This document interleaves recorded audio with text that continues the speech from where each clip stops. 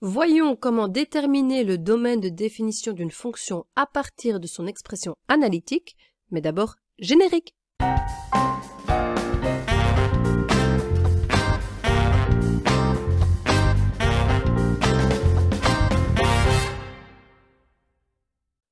Pour déterminer le domaine de définition d'une fonction, nous devrons nous méfier des dénominateurs. Si la fonction est une fraction de la forme numérateur sur dénominateur, la condition d'existence sera que le dénominateur doit être différent de 0. Et on verra qu'il s'agit alors de résoudre une équation. On doit également se méfier des racines carrées. Si la fonction contient une racine carrée, tout ce qui est écrit en dessous de la racine carrée devrait être plus grand ou égal à 0 parce qu'on ne sait pas calculer la racine carrée d'un nombre négatif. Ce qui nous amènera à résoudre une inéquation. Passons aux exemples et pour le premier exemple, on a une fonction qui contient une fraction. S'il y a une fraction, il faut que le dénominateur soit différent de 0. La condition d'existence est donc que x plus 2 doit être différent de 0 parce qu'on ne sait pas diviser par 0. Pour que x plus 2 soit différent de 0, eh bien x doit être différent de moins 2. Ça veut donc dire que tous les nombres réels ont une image, mais que moins 2 n'a pas d'image. Donc le domaine de définition de cette fonction, c'est tous les réels sauf moins 2. Moins 2 étant un nombre isolé, je l'écris dans les accolades. Et j'insiste sur ce symbole qui est un backslash. Pour le deuxième exemple, la fonction contient une racine carrée. Donc la condition d'existence, c'est que tout ce qui se trouve sous la racine carrée doit être plus grand ou égal à 0.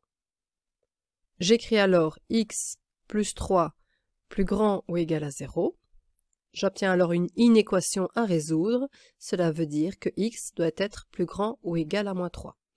Tous les nombres plus grands ou égaux à moins 3 auront bien une image, ce que j'écris avec l'intervalle de moins 3 à l'infini.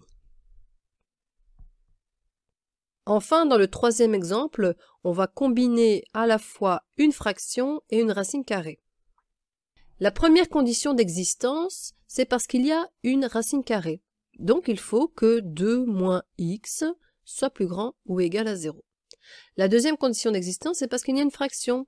Donc le dénominateur, racine carrée de 2 moins x, doit être différent de 0. Comme la racine carrée de 0 vaut 0, ça veut dire qu'ici, sous la racine carrée, je dois aussi avoir 2 moins x différent de 0. Donc en fait, je me retrouve avec deux conditions d'existence. 2 moins x doit être différent de 0 et 2 moins x doit être plus grand ou égal à 0. Donc je peux résumer en une seule condition d'existence et écrire que 2 moins x doit être strictement positif. Et c'est une petite astuce que vous pouvez utiliser à l'avenir. Dès que vous rencontrez une racine carrée au dénominateur, ce qui se trouve sous la racine carrée sera strictement positif. Je résous cette inéquation. 2 doit être plus grand que x, autrement dit x doit être strictement inférieur à 2, donc le domaine de définition c'est tous les réels strictement plus petits que 2. Tous les nombres plus grands que 2 n'ont pas d'image et 2 non plus. Et je termine par une petite astuce, retenez qu'il y a autant de conditions d'existence que de racines carrées.